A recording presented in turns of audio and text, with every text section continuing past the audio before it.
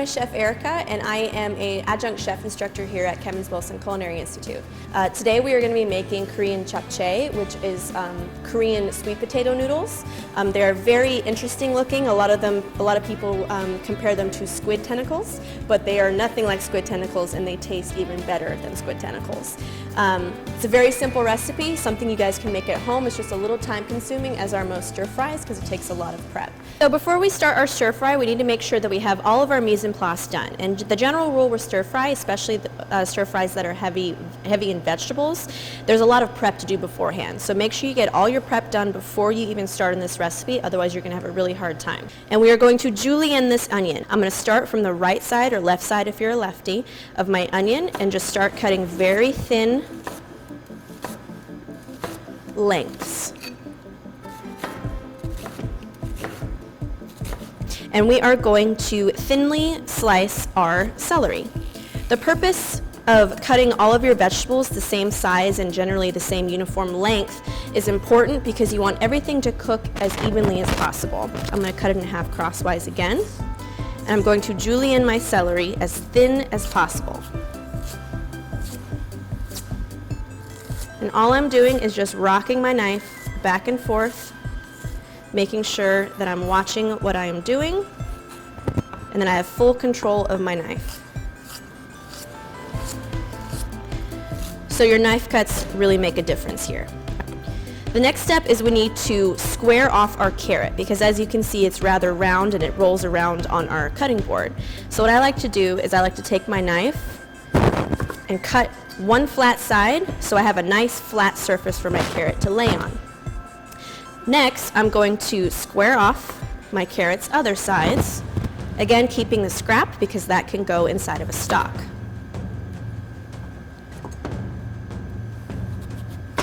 Okay?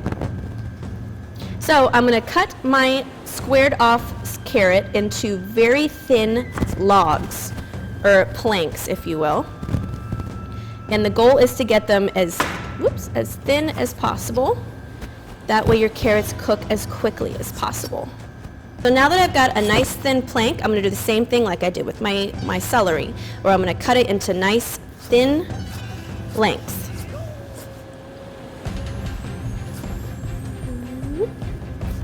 Again, right here. You can also purchase a julienne peeler if you don't want to do these extra steps, but I always recommend practicing your knife skills anyways. I'm going to take these, and once again I'm going to cut them in half so they're nice little julienne matchsticks.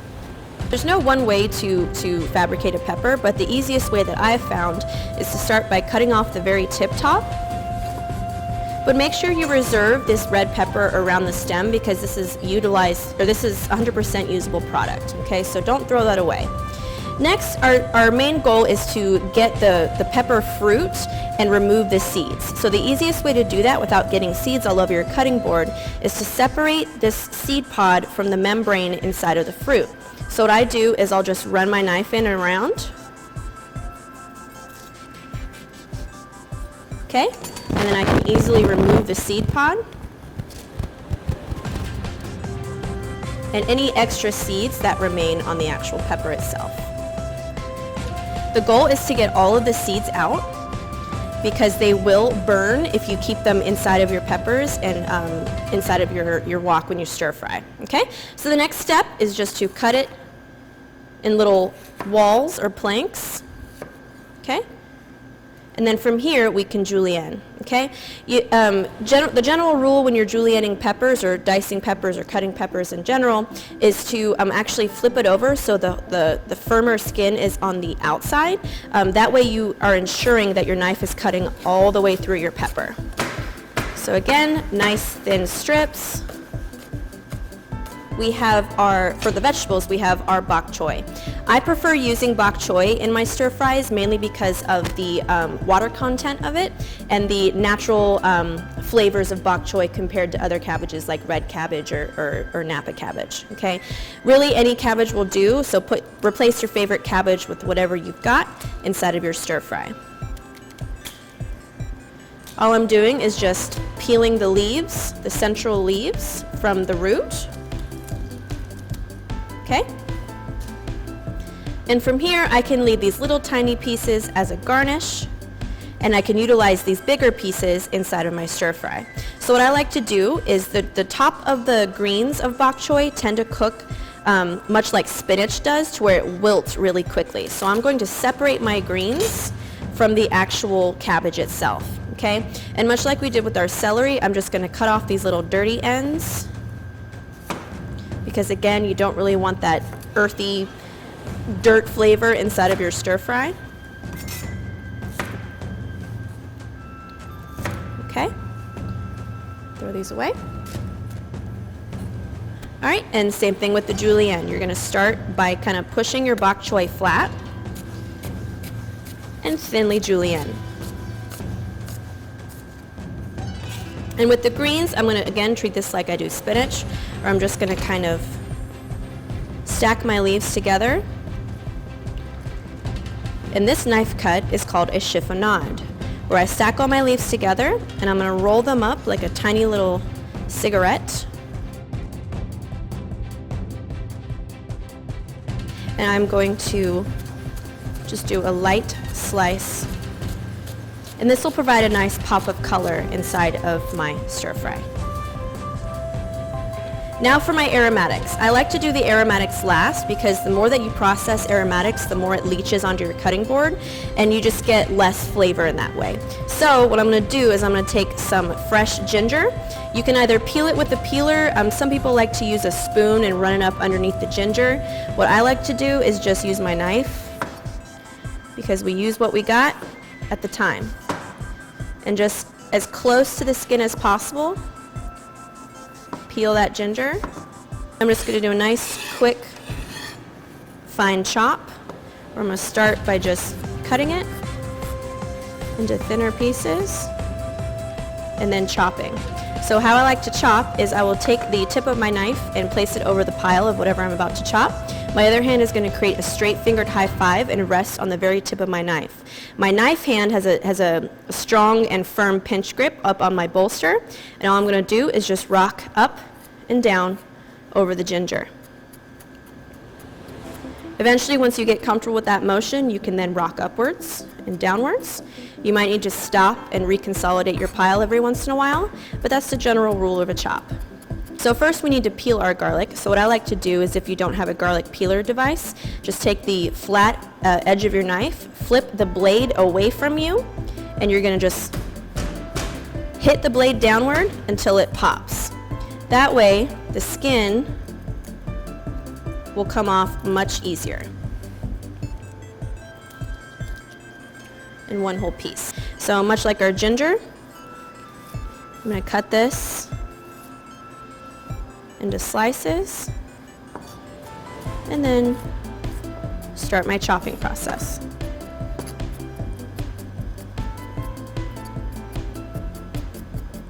Okay, give it one more once over.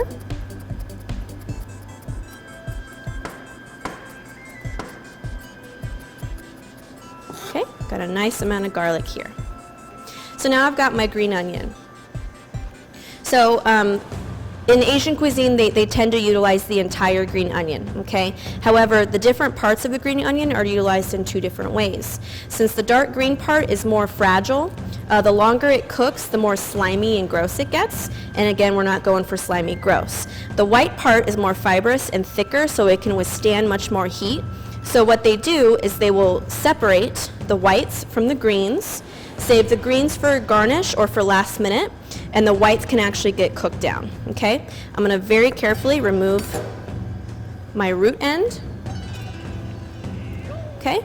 And I'm just going to cut these on what is called a bias. So I'm gonna hold my knife at a 45-degree angle from the food I am cutting. I'm gonna make my first cut, and then keep that 45-degree angle, making sure my knife is cutting all the way through to my cutting board, so I'm not getting little accordions of green onion. Okay? For my green onion shoots, you can do the same thing, where you can start on a bias and cut into nice little sharp spears. For our sauce, we have 1.5 tablespoons of sesame oil, 2.5 tablespoons of brown sugar, 3 tablespoons of soy sauce. If you wanted to make this dish gluten-free, you could use tamari soy sauce instead of traditional soy sauce. Just gonna kind of break up my sugar a little bit. And then I'm gonna add about half of 2 teaspoons of sesame seeds. The rest I will leave for a garnish. And I'm just gonna combine my sauce ingredients, making sure to break up any large chunks of that brown sugar. Depending on how old your brown sugar is or how long it's been sitting inside your pantry, this might take a couple minutes. All right, so next is going to be our dried shiitake mushrooms. As you can see, they're not dried anymore. If you can find fresh shiitake mushrooms, then absolutely go for it. If not, then they are available year-round in the dried variety. You can find these at any kind of international food market. The reason why I am soaking them is I'm trying to attempt to rehydrate them, right? Because they are dried, so they are very, very fibrous in their dried form. So all I did was heat up some rice vinegar, a little bit of soy sauce, and some water, and like a touch of mirin, which is a Japanese rice wine. And that's just, they've been soaking in this mixture for about 20 or 30 minutes. So now I'm ready to take them out. I'm gonna shake out any excess. And set aside that, and you can utilize that in basically any kind of Asian dish, okay? Dried shiitake mushrooms have already had their fibrous stems removed, so you don't need to do any additional prep to this other than slice it.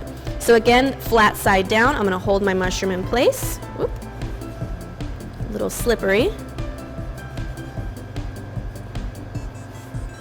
There we go. And as you can see, 30 minutes was not long enough for some of these mushrooms.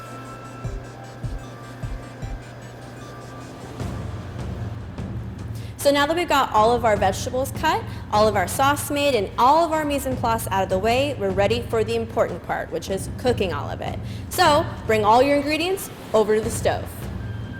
All right, so now that we've got all of our ingredients chopped and julienned and everything, we are ready to start the cooking process. So the purpose of a stir fry is to be on as high heat as you possibly can and cooking it as the least amount on high heat as possible. Okay, that way you're not cooking out all the nutrients.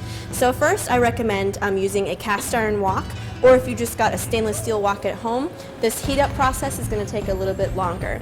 But if you've got black steel or black carbon steel or a stainless steel wok, this process will be very quick.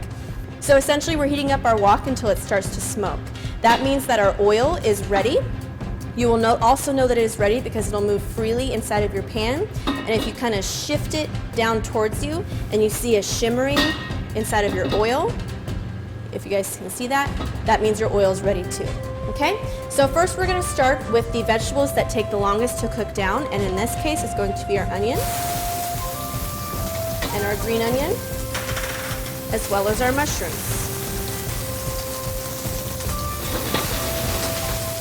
So again, believe it or not, the purpose of a stir fry is to keep everything stirred inside of your pan. If you're not comfortable with the sautéing method, you can use a wooden spoon. I do not recommend using any kind of metal utensil on your wok because it will hurt your seasoning on your cast iron or stainless steel wok. Okay? So again, we're just keeping everything moving inside of our wok. Keep everything tossed. And the goal is to get just a little bit of color on everything, but not too much to the point where it's burning. Okay? So I'm going to cook my onions until they become what is called translucent, which means they are going to become somewhat see-through. So now our onions are becoming much more transparent and much more see-through, and they're starting to go a little limp on us. Okay, so that generally means they are ready.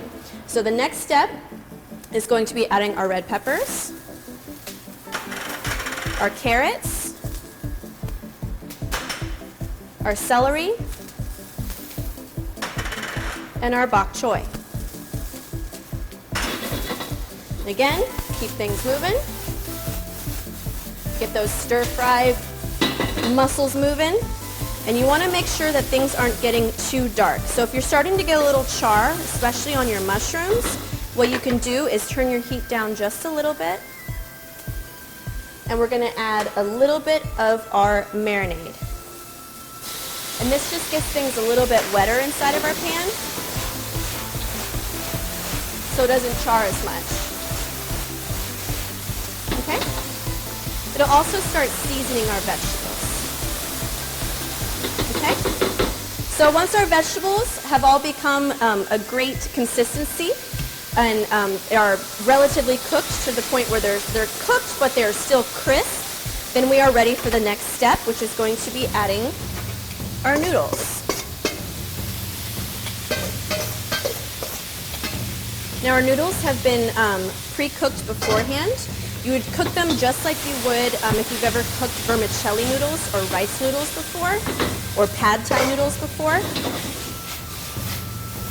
And you're just going to gently toss them. Now I'm ready to add my sauce. And any sugar that gets stuck on the bottom, make sure you scoop that out as well. There you go. And any sesame seeds that might be stuck as well. Okay. I'm going to stir this, give it a nice little toss.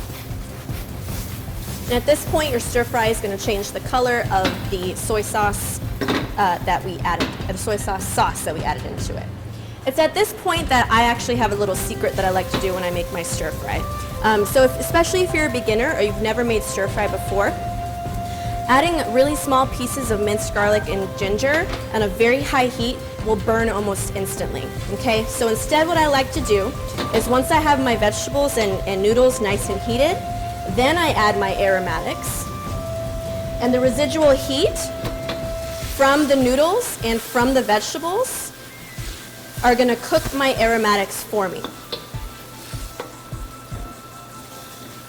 And as soon as you start to smell that fragrant ginger or fragrant garlic smell, you'll know that your aromatics are cooked and you're ready for the last step, which I wish you guys had smell-o-vision because it smells amazing. All right, last step is going to be removing or turning off my heat. And I'm ready to add my greens from my bok choy, or if you prefer to use spinach, that works too. And again, that residual heat from my noodles, from my pan, and from my vegetables is going to help wilt those greens. Okay, I'm going to give it one last toss just to kind of fully incorporate everything together. Okay. And now I'm ready to plate. So now that we've got all of our vegetables nice and cooked, our greens are nice and wilted, we are ready to start plating. So insert a healthy portion of japchae into your bowl. Don't worry about getting it all, messing up the white parts and getting them all droopy with sauce, because we can always go back behind and wipe our plate. Okay? Make sure we get all those delicious vegetables.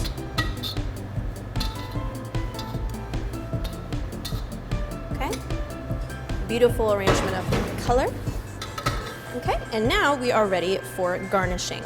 So for garnishing, I've got my tiny baby bok choy centerpieces. I've got my green onion. I've got some Korean style red pepper powder called gochugaru. I have a little bit of soy sauce for finishing and a little bit of Korean red chili sauce called gochugaru, okay? These tend to be very spicy, so make sure you use them in small amounts if you are a wimp like me, okay? So what I like to do is I will first drizzle just a little bit of extra soy sauce around my plate. And this will just help kind of keep things seasoned if you either mismeasured or you prefer to have a little bit more seasoning on your stir fry. Next, I'm going to take my bias cut green onions and just kind of gently sprinkle them over the top. Nothing too crazy or exotic.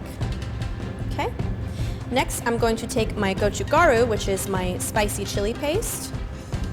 I've got it inside of a bottle just so I can kind of control the amount that I'm adding.